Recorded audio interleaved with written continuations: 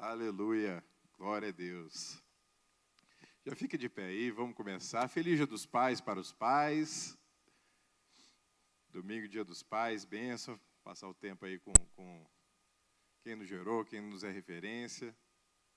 Fechar os olhos. Senhor, muito obrigado por esse momento que nós temos aqui. Muito obrigado, Senhor, pela Tua graça. Muito obrigado pela Tua bondade. E, Senhor, nós pedimos que o Senhor esteja transbordando aqui nessa manhã sobre os nossos corações com o Teu amor, com a Tua paz. Que cada um aqui seja revestido de poder, Senhor.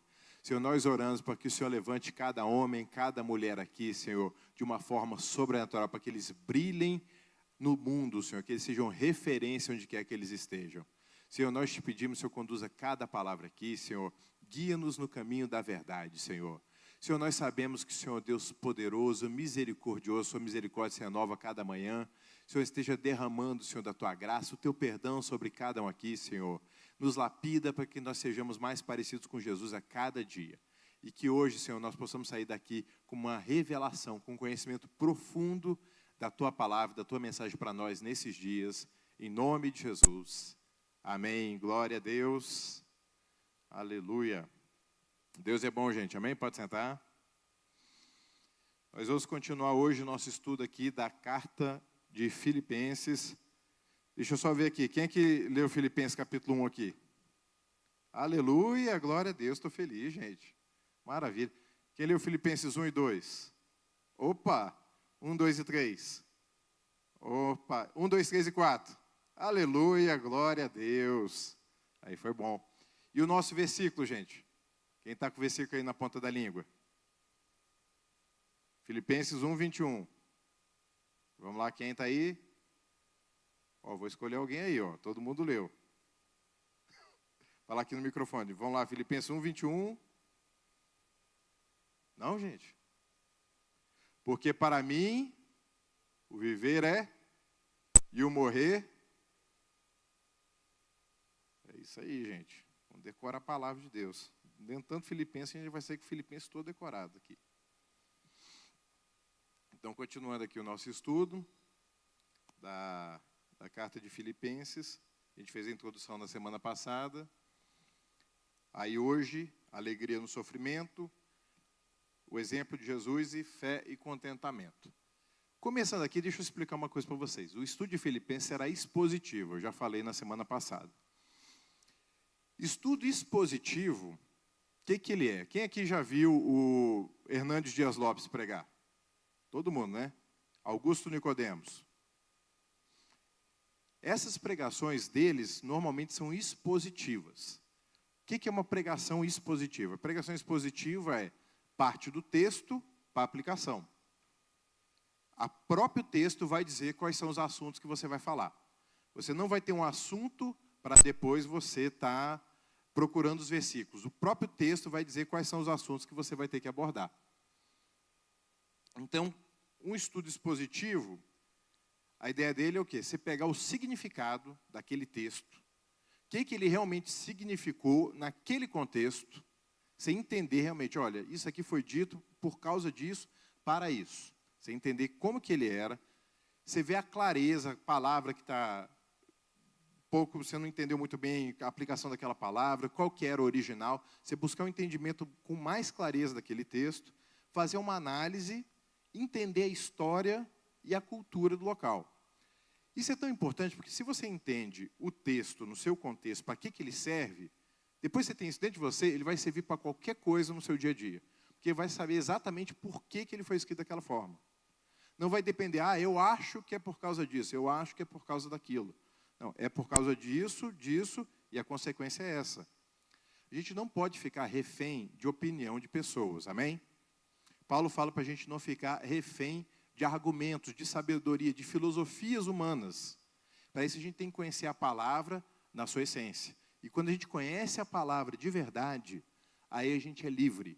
Porque qualquer argumento que falarem, ainda que em nome de Deus, você vai ter um filtro, você vai falar assim, opa, calma aí, isso aí está um pouco descalibrado. Isso aí não está de acordo com o que eu conheço da palavra. Você vai ter essa segurança. Porque quando a gente não tem essa segurança, o que acontece? Talvez seja isso mesmo.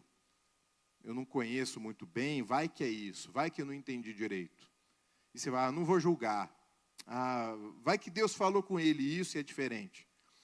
Deus não vai falar a palavra dele de uma forma diferente. A palavra dele é a mesma.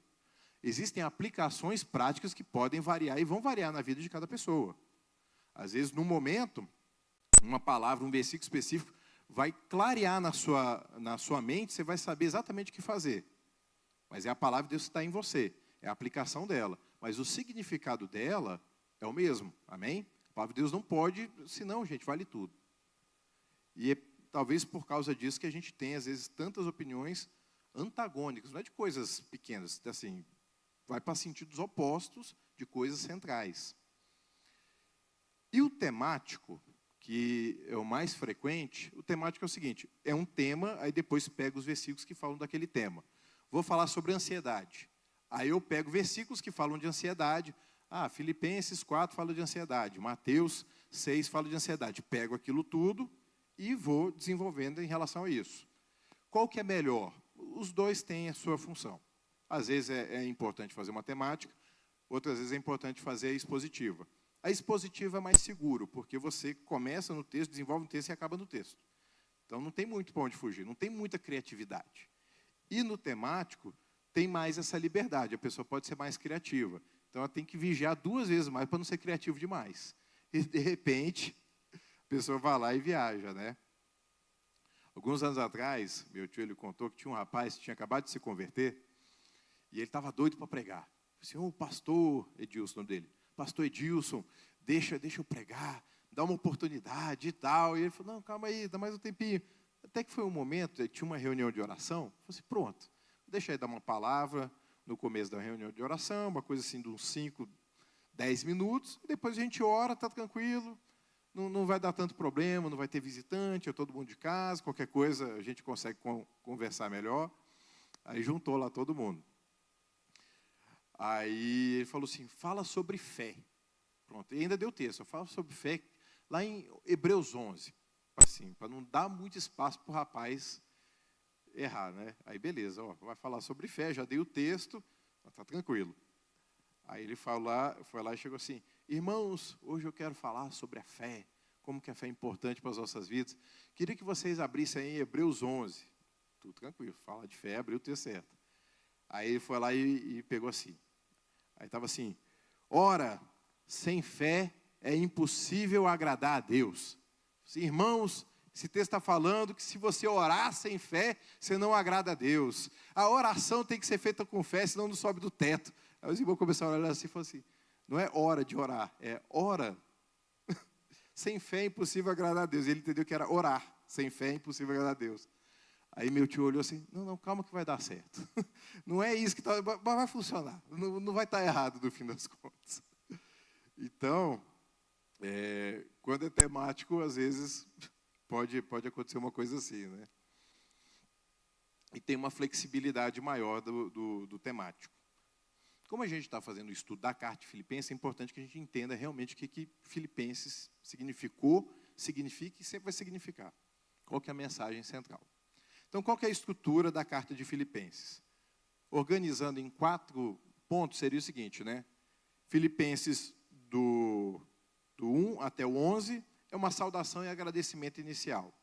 Aí depois o progresso do Evangelho, que é do versículo 12 até o 18, do versículo 19 até o 26, a esperança em meio às provações, e depois, no final, viver com coerência. Como que a gente agrupou esses versículos. E uma pergunta que eu queria deixar aqui para vocês. A salvação depende exclusivamente de mim? A salvação depende exclusivamente de você, que está ouvindo agora? A salvação é um ato humano, e se eu não fizer a minha parte, eu vou para o ralo, ou Deus tem participação nisso? E qual que é a participação disso? Qual é o percentual dessa participação? Vamos ver o texto? Filipenses 1 está errado ali, gente. É do 1 até o 11, não é do 12 até o 18, não. Paulo e Timóteo, servos de Cristo, a todos os santos em Cristo Jesus que estão em Filipos, juntamente com os bispos e diáconos. A vocês, graça e paz da parte de Deus e do nosso Senhor Jesus Cristo. Agradeço ao meu Deus toda vez que me lembro de vocês. Em todas as minhas orações a favor de vocês, sempre oro com alegria, por causa da cooperação que vocês têm dado ao Evangelho desde o primeiro dia até agora. Estou convencido de que aquele que começou a boa obra em vocês vai completá-la até o dia de Cristo Jesus. É justo que eu assim me sinta a respeito de todos vocês, uma vez que eu os tenho em meu coração. Pois, quer nas correntes que me prendem, quer defendendo e confirmando o Evangelho, todos vocês participam comigo da graça de Deus. Deus é a minha testemunha de como tenho saudade de todos vocês, com a profunda afeição de Cristo Jesus. Essa é a minha oração, e essa é uma oração que vocês devem fazer sempre. Que o amor de vocês aumente cada vez mais em conhecimento, em toda percepção, para discernirem o que é melhor, a fim de serem puros e irrepreensíveis até o dia de Cristo Jesus. Cheios do fruto de justiça, fruto que vem por meio de Jesus Cristo, para a glória e louvor de Deus. Amém. A salvação, ela começa em Deus, e ela depende de Deus em todo o percurso. A salvação nunca dependeu exclusivamente do ser humano, e nem pode ser assim. Porque se dependesse só da gente, a gente ia bagunçar tudo. Todo mundo ia para o inferno. Se dependesse exclusivamente do ser humano, ninguém tinha salvação. Porque o homem, por natureza, caído desde o Éden, o que ele faz? Ele foge de Deus, ele não procura Deus. Ele procura meios para obter coisas de Deus, mas ele não está procurando relacionamento com Deus. Porque a acusação do pecado separa o homem de Deus. Só existe uma coisa que separa o homem de Deus, e é o pecado. Nada mais. Não existe nada que pode nos separar do amor de Deus. Só que o pecado gera uma barreira entre nós e Deus. Só que existe solução para o pecado. Uma pessoa que está em pecado, ela não precisa continuar no pecado. Porque a lei do Espírito da vida em Cristo Jesus nos libertou da lei do pecado e da morte. Não existe condenação para quem está em Cristo Jesus. Quando a gente vem para a luz, as trevas têm que ir embora. Não existe uma guerra de Deus contra o diabo. Vocês sabiam disso? Deus não está brigando com o diabo. Com um sopro, o diabo desaparece. A guerra do diabo é contra a gente. Não tem luta de Deus com o diabo, imagina. Deus faz isso aqui, o diabo desaparece. Não existe essa guerra do diabo com Deus. A guerra do diabo é contra a gente. A nossa luta é contra os principados, potestades, não é a luta de Deus. Tem até uma música antiga, eu nunca curti muito não, mas assim, eu lembro dessa música, que é a luta do diabo com o dono do céu, do Zé Ramalho. A gente não tem essa luta, isso não existe. Não existe guerra de Deus com o diabo. O diabo guerreia contra a gente. A guerra nos céus, dos anjos e tudo, porque os anjos, a batalha, os anjos são a resposta da nossa oração.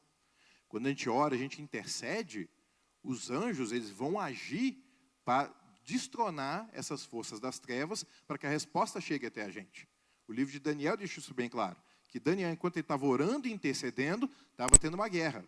E Gabriel estava guerreando, e depois chegou Miguel para destronar o principado da Pérsia. Depois vocês leem lá, em Daniel no capítulo 10. Mas a guerra não é do diabo contra Deus. Nós temos que lutar contra o diabo e vencer. Porque em Cristo nós já somos mais que vencedores. Amém? Outra coisa aí. Tem a ver, mas foge um pouquinho aqui. Nós temos que saber quem nós somos em Deus. Porque senão a gente vai ficar refém da opinião dos outros. Esses dias apareceu um vídeo falando de determinado tipo de comida, que aquela comida era consagrada para o diabo. E aquela comida era cheia de símbolos ocultos e tudo. Aí uma pessoa comentou assim, deve ser por isso que toda vez que eu como isso eu passo mal. Não, se você come aquilo e passa mal, é porque aquilo tem muito açúcar, tem muita gordura hidrogenada, não é por causa disso. Porque você está em Cristo. Não é isso que vai estar fazendo. Mas a pessoa começa a atribuir para o diabo um poder que ele nem tem. E a pessoa coloca o diabo de um tamanho que, gente, calma aí. Maior que está em mim do que aquele que está no mundo. Amém? Você crê nisso? Nós já somos mais que vencedores. Nós estamos assentados com Cristo nas regiões celestiais. E a gente coloca o diabo de um tamanho enorme, como se o diabo fosse destruir a gente a qualquer momento que ele quisesse. A palavra de Deus fala o seguinte, que aquele que é nascido de Deus, Deus o guarda e o maligno não toca. Então, às vezes a gente fica procurando coisas assim, né? Eu mesmo, logo quando eu me converti, o pessoal fala, tem que tomar cuidado com isso, com aquilo. Eu ficava meio paranoico, né? Aí uma vez eu ia comer maionese lá em casa, estava assim, Hellmann's. Aí eu falei assim, Hell é inferno, homem do inferno, misericórdia, não vou comer mais maionese. Gente, o nome é alemão, não tem nada a ver. Tem nada a ver com o que eu achava que era. E ainda que fosse, é uma comida, aquilo foi feito de quê? De ovo, tudo foi criado por Deus. Se a pessoa consagrou errado, pronto, está desconsagrado, agora eu vou comer. Acabou. É comida. Quem fez toda a comida, gente? Deus ou o diabo? A pessoa consagrou, está desconsagrado, agora eu como. É muito importante a gente ter essa fé, porque tudo foi Deus que criou, amém? 1 Coríntios 8 fala o seguinte, que os ídolos, os demônios, nada são. Deus é o criador de todas as coisas. Jesus falou, não é o que entra pela boca que contamina, mas é o que sai. Ele falou que todos os alimentos são puros, e Paulo fala, se recebido com ação de graça, que legalidade o diabo vai ter? Nenhuma. Então, dê graça a Deus e coma sem peso na consciência, querido. E aqui fala, estou convencido de que aquele que começou a boa obra em vocês vai completá-la até o dia de Cristo Jesus. E essa é uma palavra de Deus para a sua vida. Deus começou uma boa obra na sua vida e Ele vai completar. Você não vai ficar largado sozinho no meio do caminho, porque é dele, por Ele e para Ele. Deus te chamou no começo, Deus está te santificando e te treinando, e Ele vai garantir o seu futuro. De Deus, por Deus e para Deus. Sua salvação não depende exclusivamente de você. Continuando aqui. Começa com uma saudação. Então, Paulo tinha muita clareza de qual era o seu propósito de vida. Paulo sabia para que ele foi chamado. Deus já tinha falado para Paulo qual era a missão dele. Ele sabia que ele tinha que completar essa missão. Então, ele estava preso e não estava questionando a Deus. Ele disse, bem, já que é nessa prisão, então eu vou cumprir o propósito de Deus nessa prisão. Qualquer coisa que acontecer na sua vida, entenda, isso não vai atrapalhar o propósito de Deus na sua vida. Deus vai usar aquilo para que o propósito de Deus na sua vida seja aperfeiçoado. E ele não se vangloriava da sua posição. Olha que interessante, gente. Essa parte é muito legal. Olha como que Paulo se apresenta. Paulo e Timóteo, servos de Cristo Jesus, a todos os santos em Cristo que estão em Filipos, juntamente com os bispos e diáconos. Paulo não dava carteirada. Olha, aqui quem está falando é o apóstolo Paulo, homem de Deus. Você não vai ver isso em nenhuma carta dele. Era sempre Paulo, o apóstolo. O nome dele vinha sempre antes do título. Paulo, o apóstolo. Você pode ver todas as cartas. Você vai ver isso em Romanos, Coríntios, Gálatas, Efésios, Filipenses, Colossenses, Tessalonicenses, todas as cartas é isso. Paulo, apóstolo. Primeiro vinha o nome, depois vinha a posição dele. Porque ele usava a posição para servir a mais pessoas, não para ter mais benefícios.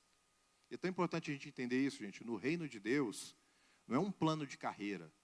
Eu entrei, sou novo convertido, depois vou ser voluntário, aí depois ser o diácono, depois viro auxiliar, viro pastoral, viro pastor. Não é um plano de carreira, gente. É cada um entender a sua posição. Tem gente que tem chamado para ser pastor, tem gente que não tem chamado para ser pastor, e quem não tem chamado para ser pastor não é menos que o pastor. Não é menos espiritual, não tem menos acesso a Deus, a oração não tem menos poder. Porque intimidade com Deus é aqui, ó. É seu joelho no chão, seu conhecimento da palavra. É você buscar Deus. Experiências com Deus você já tem várias, vão continuar tendo. Se você já tem um chamado para ser professor, pastor, profeta, evangelista, ou não, você já tem um chamado de ser íntimo de Deus. Você tem um chamado para ser luz nas nações. Esse chamado já existe sobre você. Às vezes as pessoas ficam achando que depende da pessoa ter um PR na frente para poder fazer alguma coisa. Gente, nunca dependeu disso. Nunca dependeu disso. Porque o Espírito Santo já está dentro de cada cristão. Não existe Espírito Santo de primeira classe, classe executiva e classe econômica. É o mesmo Espírito Santo. Está dentro de todos nós. Às vezes fica parecendo, não, porque esse aí tem... Essa unção Gente, a unção tem a ver com a busca que a pessoa tem por Deus. Não com o título que vai antes do nome, muitas vezes. Não que seja errado a pessoa se apresentar como pastor. Vocês estão entendendo, né, gente? Não é isso. Mas você ter a clareza de que não é isso o fim, não é isso o ápice. O ápice a gente já tem, que é ser filho de Deus. E a saudação inicial mostra o coração do apóstolo. Como que ele estava chamando de santo os destinatários da carta. Ele não estava se chamando de santo. Aqui quem está falando é São Paulo, o homem de Deus, o ungido do Senhor. Não era isso. O servo de Cristo, o escravo. Aquele que quiser estar lá em cima, se humilhe. Esse é o Evangelho, foi assim que Jesus ensinou.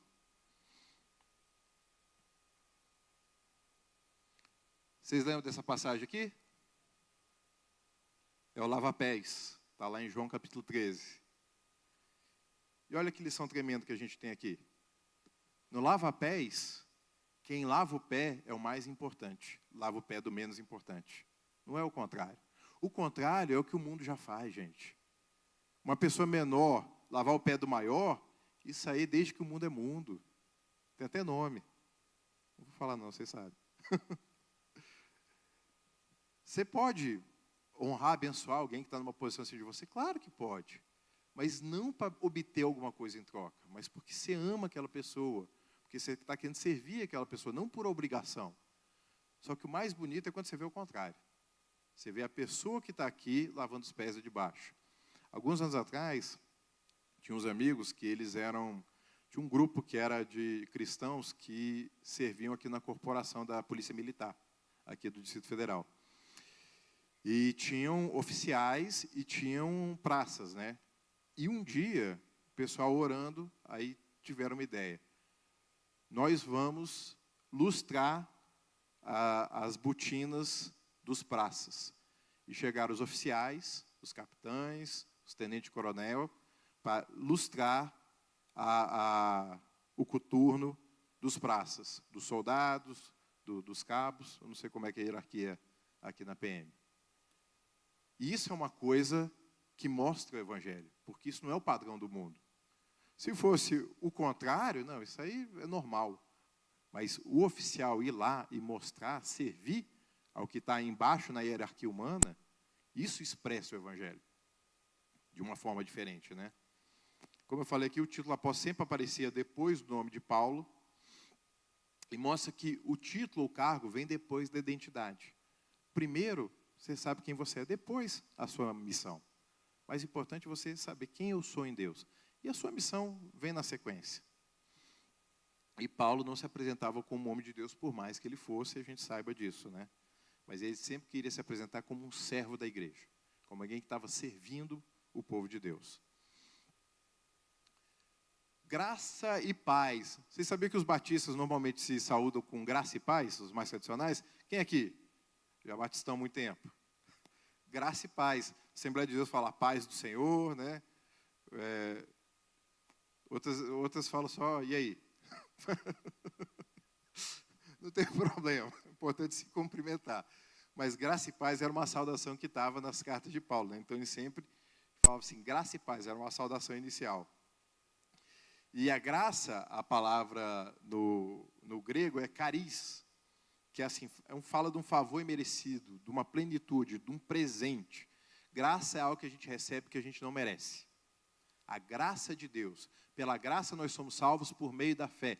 Isso não vem de nós, é um presente de Deus, não pelas obras para que ninguém se glorie. Deus nos deu um presente. A salvação é um presente que Deus nos deu, não por mérito, não é uma conquista. Não é porque você se esforçou que você vai merecer a salvação. Você foi salvo a partir do momento que você reconheceu que Jesus é o único caminho, é a verdade e a vida. Não tem outro caminho para o Pai a não ser por Ele. A partir daquele momento, seu nome está no livro da vida. E ali você começa uma jornada de intimidade com Deus, de santificação. Mas o seu nome já está no livro da vida. Você não está conquistando. Não vai ser, esse é o meu objetivo.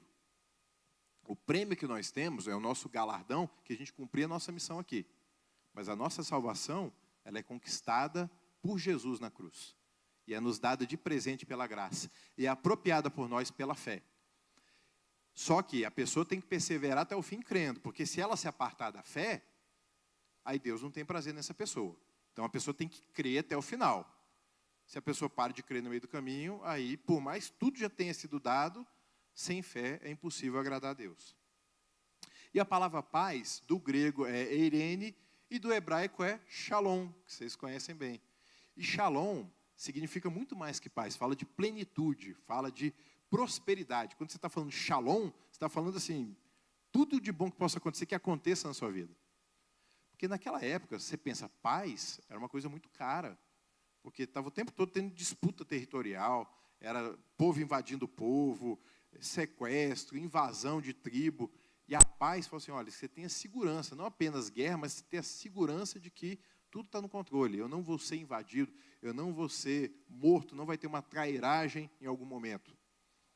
Então a paz fala disso, dessa plenitude. E a última parte aqui da saudação. Deus não deixa nenhuma de suas obras inacabadas. Outra coisa que a gente vê nessa primeira parte aí. O amor tem que ser sincero. Para a gente fazer a obra de Deus, tem que ter amor. Não tem como a gente fazer qualquer coisa para Deus que não seja por amor, porque Deus é amor. Qualquer coisa que você for fazer, você tem que estar cheio de amor. Tudo tem que estar cheio de amor. Não existe nenhum outro sentimento que justifique você fazer algo para Deus que não seja o amor. Você tem que amar a Deus e amar o seu irmão. Por isso que o perdão é tão importante. Você perdoar quantas vezes o seu irmão? Quantas vezes for necessário. Pessoas muitas vezes saem do meio do convívio, da congregação, e normalmente é a mesma coisa que elas falam, né? As pessoas me feriram e as pessoas me decepcionaram. É óbvio, gente. Você acha que Deus vai te ferir, Deus vai te decepcionar? São as pessoas. Só que eu não posso dizer que eu amo a Deus, que eu não vejo, se eu não amo o meu próximo, que está aqui do meu lado. O perdão é uma coisa que tem que ser contínua. O tempo todo você tem que estar oferecendo perdão para as pessoas. E uma pessoa, para não ficar magoada, ela tem que ser uma pessoa perdoadora. Porque pessoas vão errar contigo. Pessoas já erraram contigo? Levanta a mão aí. Você já errou com pessoas? Então. Ah, mas erraram pior comigo do que eu já errei com os outros. Na sua percepção. Talvez para outra pessoa ela vai falar o contrário. Independente disso, o amor cobre uma multidão de pecados. Quando você perdoa, você permanece junto. Quando você perdoa, você anda a segunda milha. Quando você perdoa, mantém ligado. Fala também para a gente estar crescendo no conhecimento e no discernimento. Quanto mais amor, mais discernimento espiritual você vai ter. Quanto mais você ama, mais você consegue perceber o mundo espiritual ao seu redor. E o seu conhecimento tem que levar obrigatoriamente a um aumento do seu amor. Se você conhece mais e ama menos, você está conhecendo a coisa errada. O conhecimento que agrada a Deus é aquele que produz fruto, fruto de justiça. Então o seu amor tem que estar aumentando à medida que o seu conhecimento aumenta. Você não pode ser uma pessoa que conhece mais e se isola das pessoas. Quanto mais você conhece, mais você tem que servir as pessoas. Porque você vai ter mais para oferecer. E também, quanto mais amor de Deus e ao próximo, mais pureza a gente vai ter. Mais uma pergunta aqui. Uma pessoa com motivação errada pode ser usada por Deus? Vou colocar essas perguntas no quiz, hein? Deus pode usar uma pessoa que está com uma motivação torta? Sim ou não? Quem é sim, levanta a mão. Quem é não, levanta a mão. Deus pode usar a pessoa assim? Com motivação errada mesmo, gente? O que a Bíblia fala? Quero que saibam, irmãos, que aquilo que me aconteceu tem antes servido para o progresso do Evangelho. Como resultado, tornou-se evidente para toda a guarda do palácio e a todos os demais que eu estou na prisão por causa de Cristo. E a maioria dos irmãos, motivados no Senhor pela minha prisão, estão anunciando a palavra com maior determinação e destemor. É verdade que alguns pregam a Cristo por inveja e rivalidade, mas outros o fazem de boa vontade. Estes fazem por amor, sabendo que aqui me encontro para a defesa do Evangelho. Aqueles pregam o Evangelho por ambição egoísta, sem sinceridade, pensando que me podem causar sofrimento enquanto eu estou preso. Então as pessoas estavam vendo Paulo, em vez de se compadecer de Paulo, de orar por Paulo, de visitar Paulo, estavam assim, viu? Está fazendo errado, por isso está preso. Olha aí, se estivesse servindo a Deus, não estava na cadeia. Olha Deus pesando a mão. Nunca faça isso, gente. Não seja você essa pessoa. Seja a pessoa que levanta a outra. A Bíblia fala para a gente dar suporte uns aos outros. Não para falar, onde você errou. Por causa daquela brecha que você deu. Olha só, vigia aí que Deus está pesando a mão. Não faça isso. Jesus não fez isso. palavra de Deus fala o seguinte, que Jesus, ele não quebra a cana rachada, ele não apaga o pavio que está fumegando. Ele não está querendo que uma pessoa que já está quebrantada fique mais quebrantada ainda. Ele quer reconstruir essa pessoa, ele quer colocar de pé. Seja você uma pessoa que coloca as outras pessoas de pé. Seja você uma pessoa que puxa para cima. Porque para jogar para baixo já tem muita gente, não é verdade? E ele está falando assim, e essas outras pessoas? Aí versículo 18. Mas que importa? Importante que de qualquer forma, seja por motivos falsos ou verdadeiros, Cristo está sendo pregado. Paulo estava nem aí. Falou assim, está falando de Jesus? Sua motivação está errada, mas a pregação está certa? Não tem problema não. Alguém pode se converter, mesmo você estando querendo um benefício próprio, ou então querendo me dar uma cutucada. Você quer a pessoa se converter? Glória a Deus. O mais importante é isso. Porque a palavra de Deus não volta vazia. Então, mesmo uma pessoa que às vezes está com uma motivação errada, a palavra de Deus sendo anunciada, ela vai trazer luz. E a pessoa pode ser alcançada, às vezes, num ambiente que você até fala assim, gente, mas aí mesmo que a pessoa encontrou Jesus.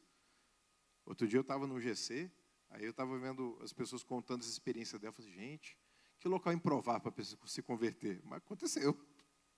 Aí mesmo foi.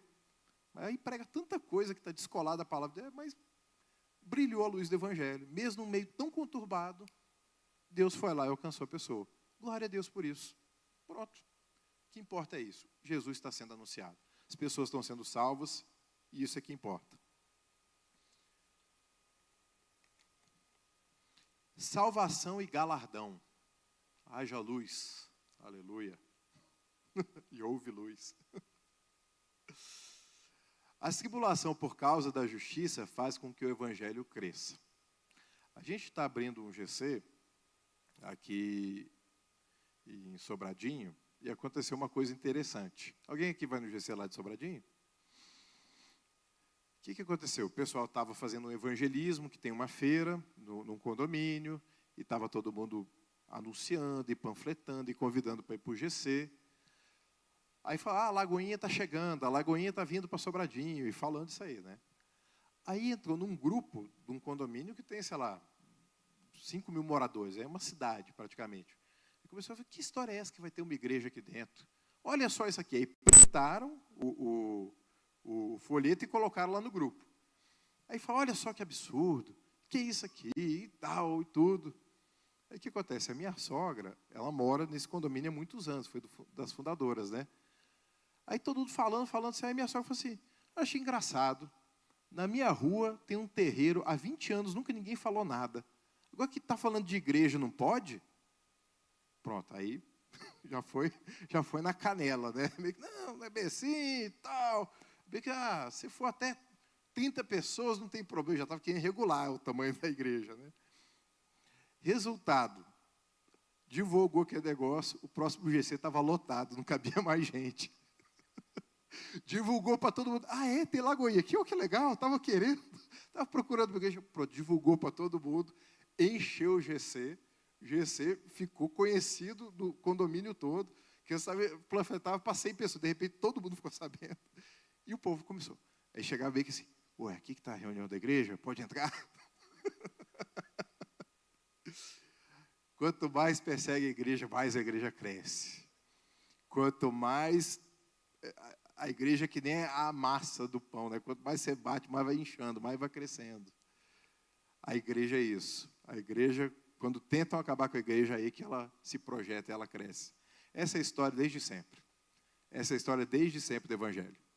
Quando tinha uma perseguição, não pode ficar aqui, espalhava aí o evangelho para onde ia um cristão e um evangelista junto.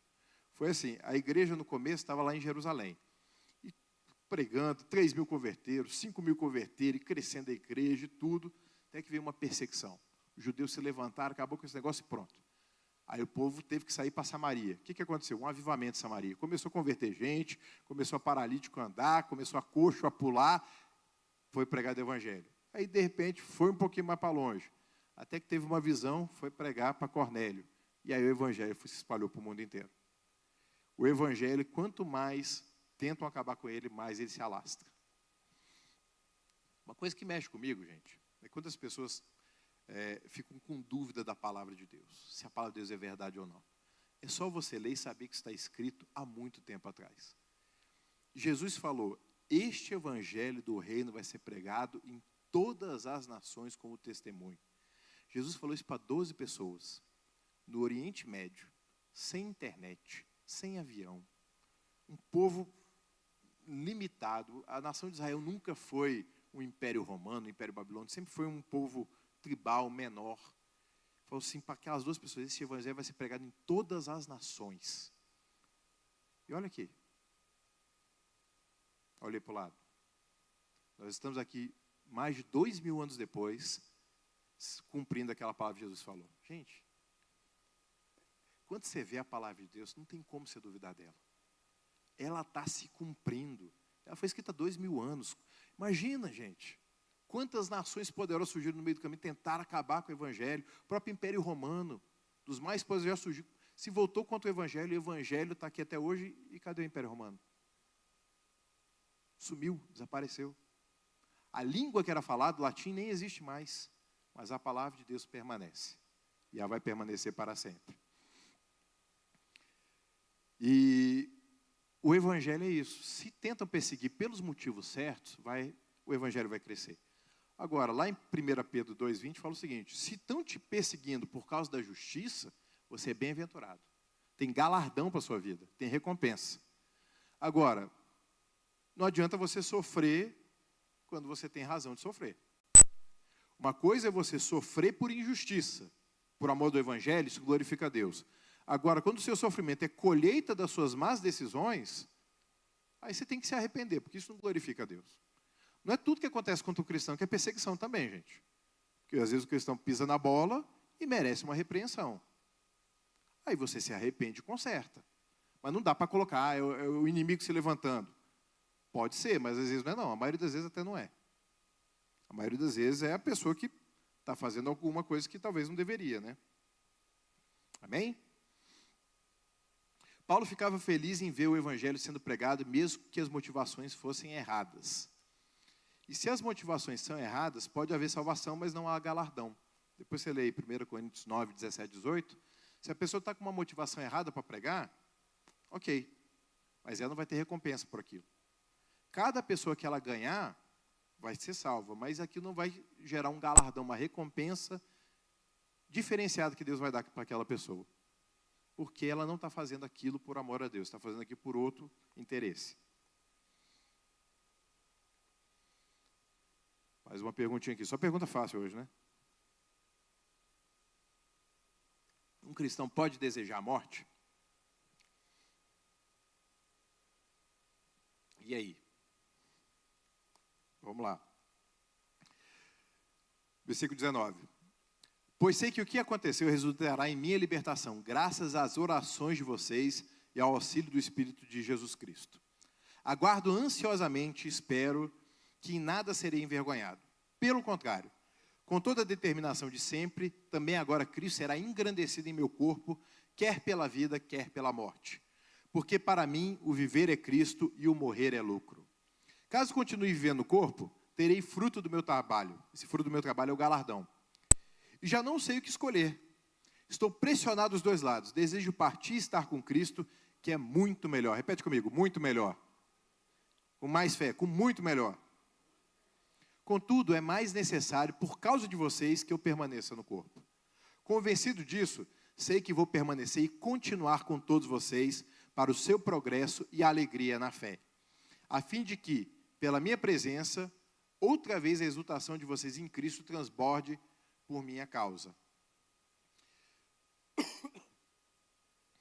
Tem uma diferença muito grande da pessoa querer estar com Cristo e a pessoa desistir da vida. E o cristão, ele sabe assim, poxa, não adianta a gente falar, assim, suicídio é uma coisa pesada, né? Então assim, não quero morrer, eu quero encontrar com Jesus logo.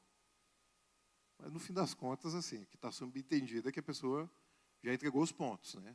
Não quero mais saber disso. Eu estava vendo uma entrevista com um psiquiatra, que estava dando junto com o pastor Lucinho, e ele atende muitos pastores, muitos cristãos, muitos evangélicos. Falei assim, gente, o cristão não fala em suicídio, ele fala em querer se encontrar com Jesus rápido. Então, a forma que a pessoa expressa que ela está insatisfeita com a vida. E ele fala que muitas vezes isso aí, na experiência dele, é porque as pessoas vão criando expectativas em Deus e vão sendo frustradas por causa dessas expectativas que elas mesmas criaram. A pessoa, quando às vezes começa a achar que Deus deve algo para ela e que Deus tem que fazer alguma coisa porque ela fez A, B, C, e aquilo não acontece, ela começa a achar que a culpa é de Deus. Aí começa a dizer, por que Deus isso, por que Deus aquilo? E esse não é o ponto. A gente tem que entender que tudo começa pela graça. Amém? Deus não deve nada para ninguém. Tudo que nós temos aqui é pela graça por meio da fé. Então, quando você vai entender que tudo o que acontece, a gente tem que depender sempre do poder de Deus e não fazer uma exigência para Deus, as coisas mudam de perspectiva. Porque Deus é soberano, a gente está aqui embaixo. E muitas pessoas são ensinadas, e eu já vi isso bastante, que você pode realmente fazer uma imposição, como se fosse uma imposição para Deus. Porque a fé coloca uma faca no pescoço de Deus. Já vi isso, inclusive. A fé é uma faca no pescoço de Deus e ele não pode deixar de obedecer a sua fé. Não é assim que funciona, gente. Não é assim que funciona. Deus é soberano e Deus é um Deus poderoso. Pela fé, milagres acontecem, pela fé, curas acontecem, pela fé, Deus abre portas, pela fé, Deus revela projetos, pela fé, Deus faz muitas coisas, mas sempre entenda, é uma atitude de submissão, que aquele que se humilhar vai ser exaltado, não uma pessoa se exaltar. E pessoas começam a ficar muito frustradas por conta disso, porque elas começam a criar uma expectativa em Deus que não é bíblica. Boa parte dos problemas que as pessoas têm é isso, as pessoas têm uma imagem de Deus que não está pelo filtro da palavra de Deus. Elas imaginam Deus. E não tem como, gente. Se uma pessoa, ela vem para a igreja, se uma pessoa escuta louvores, se a pessoa vê uns rios de 30 segundos de gente falando pílulas da palavra de Deus, mas ela não para ler a Bíblia, ela vai ter uma mente desfragmentada em relação ao Evangelho. Ela não vai saber realmente quem Deus é. Ela vai ter várias opiniões a respeito de Deus, mas ela mesma não teve a experiência de conhecer a Deus pela palavra. A palavra de Deus é o nosso alicerce. Pela palavra de Deus a gente vê como que a gente lida com as adversidades. Paulo fala, 3 vezes eu roguei para que esse espinho da carne saísse de mim. E Deus falou, olha, minha graça te basta. Meu poder vai se aperfeiçoar nessa sua fraqueza. Então Paulo falou, por isso eu vou me gloriar ainda mais nas minhas fraquezas. Ele entendeu. Então você ora, você crê, você busca em oração? Sim. Agora fique sensível ao que Deus vai falar. Porque Deus pode estar falando sim e Deus pode falar não também. Amém? Importante para a saúde mental da gente, queridos. Essa é uma frase muito famosa de Tertuliano. Tertuliano foi um dos pais da igreja, foi no 2º século para o 3º, e ele falou o seguinte, o sangue dos mártires é a semente da igreja. Quanto mais mata cristão, mais nascem novos cristãos. Cada cristão morto é uma semente para que uma igreja cresça. Amém? Aleluia.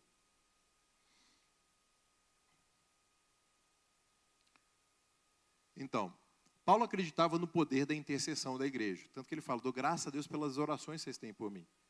E tanto a vida de Paulo como seu possível martírio resultaria em glória para Deus.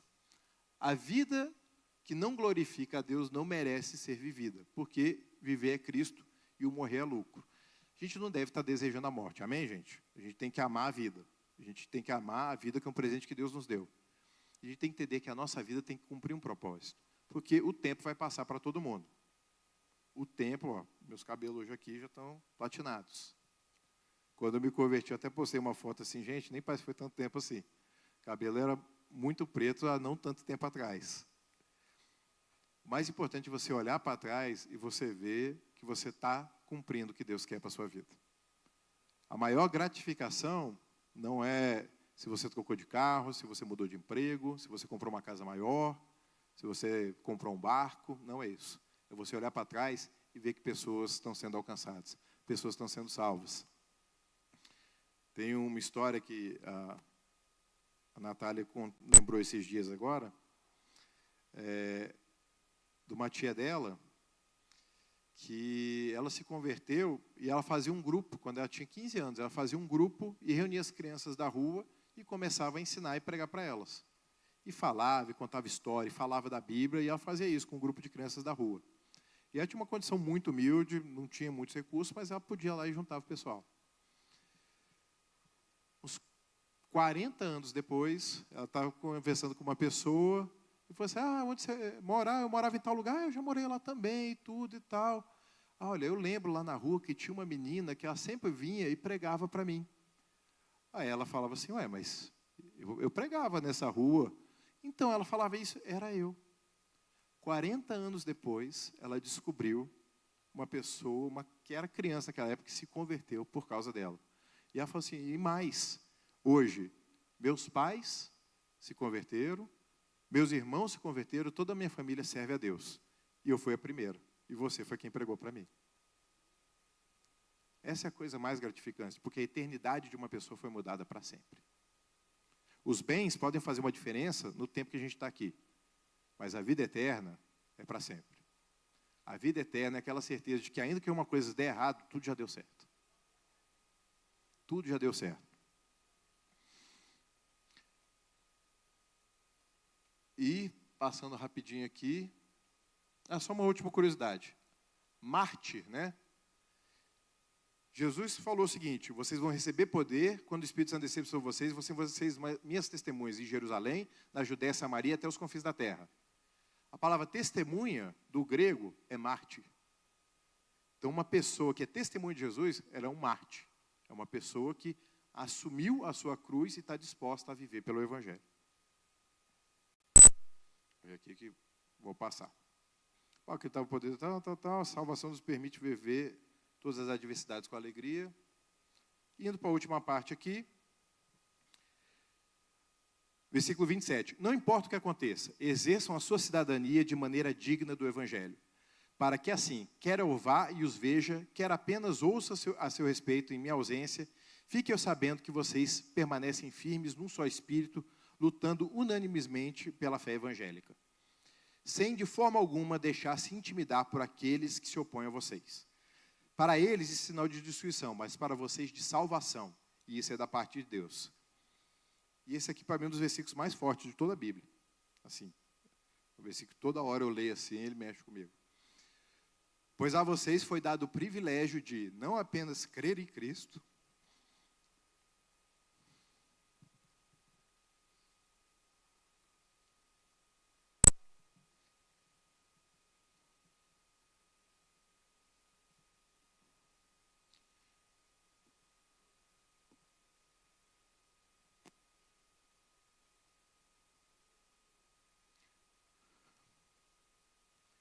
porque a vocês foi dado o privilégio de não apenas crer em Cristo, mas de também sofrer por Ele. Já que estão passando pelos mesmos combates que me viram enfrentar e ouvem que agora eu enfrento.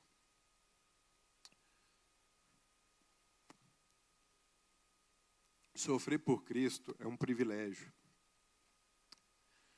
Porque Ele sofreu por nós primeiro. Aquele que não conheceu o pecado se fez pecado por nós.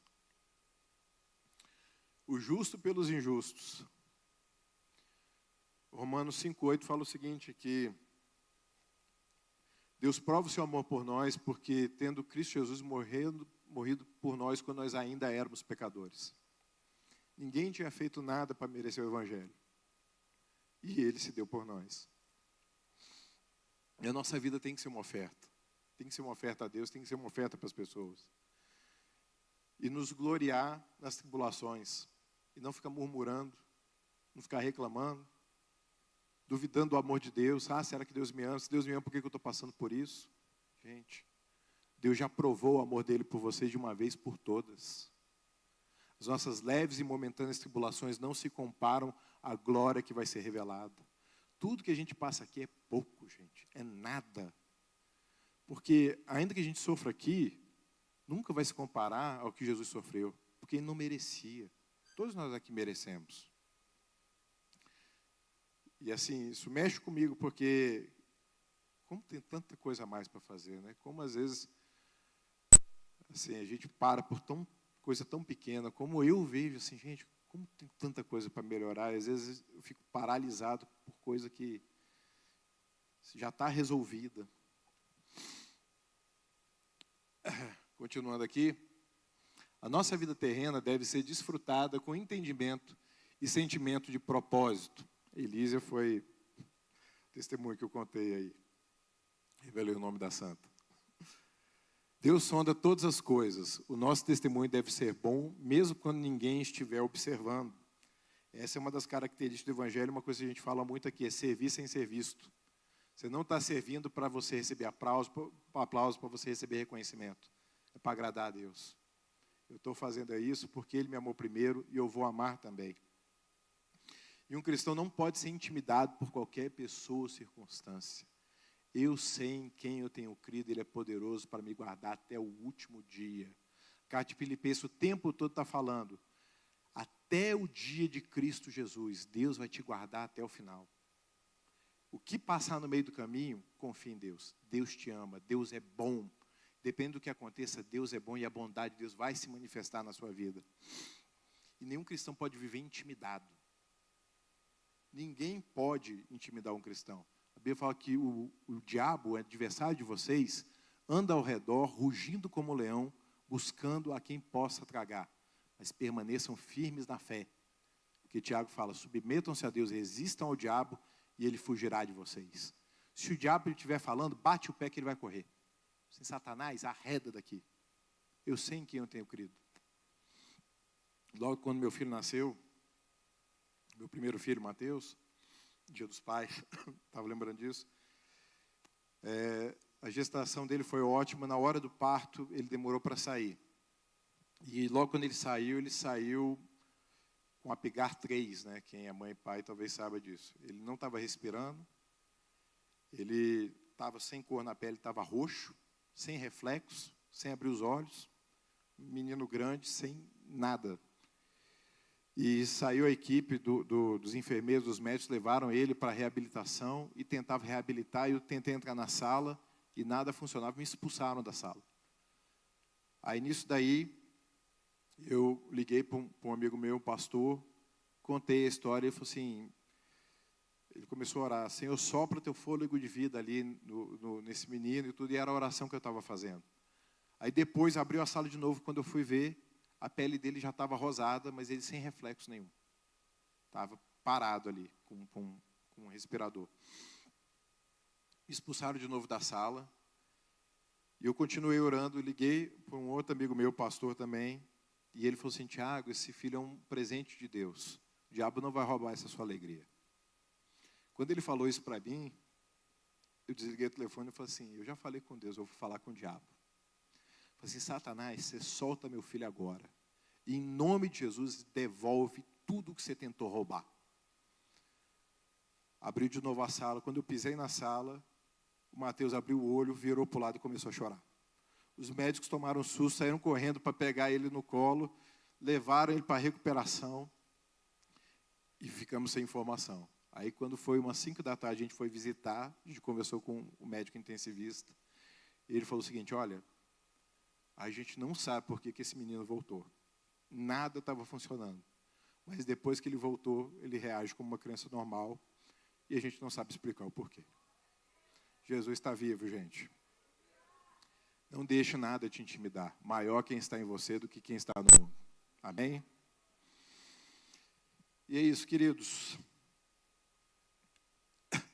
Para a semana que vem, nosso estudo é ler Filipenses capítulo 2, e vai ficar um pouquinho mais difícil. É memorizar Filipenses 2, versículo 5 até o 11.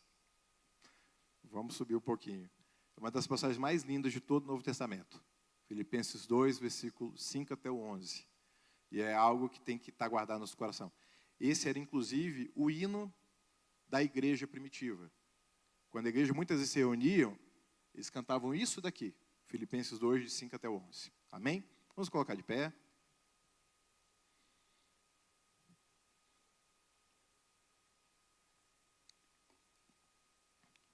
Amanhã nós vamos ter a nossa EBD-EAD no YouTube, 19 horas.